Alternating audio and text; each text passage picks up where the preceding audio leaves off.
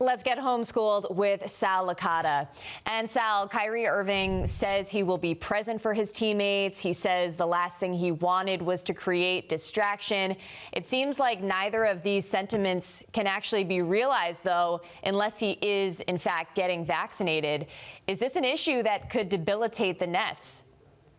Well, it is an issue that could debilitate the Nets. I don't know if it will be after he gets vaccinated. I'm assuming, look, that's his decision, and I would never impede in his personal privacy. We're talking about all that stuff. That's his right to make whatever decision he wants. However, it does impact the Nets. Whether he does or doesn't, there is a significant difference. I don't think the rules are going to change in the city anytime soon. So if he wants to participate for the Brooklyn Nets, which is why I personally care about Kyrie Irving, which is why we're talking about him, because he does play basketball for the Nets, then he's got to get vaccinated like everybody else who wants to play. If he doesn't do that, of course it's going to be a huge distraction because he's one of their best players. And to be without him, that takes away from that team, the big three, instead of just Harden and Kevin Durant.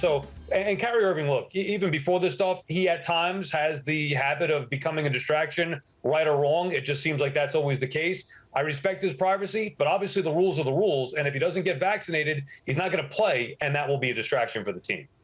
Yeah, that's really what it comes down to.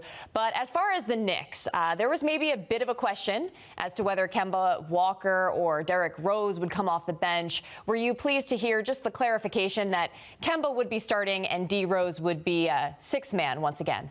Yeah, I think I like the way that works, Marie. Last year when we watched Derrick Rose, he was successful coming off the bench. He seemed to thrive in that, where Tibbs could get him in spots where he knows he wants to get him in, keep his minutes somewhat limited to when you're getting quality minutes when he's in there. I don't think it's a huge deal either way, but I like the way they have it structured so far. Walker being the starting point guard, D. Rose coming off the bench, where he had great success last year. Yeah, I agree with you. It worked so well last year. Why switch it up? Sal, thanks so much. All right, Maria.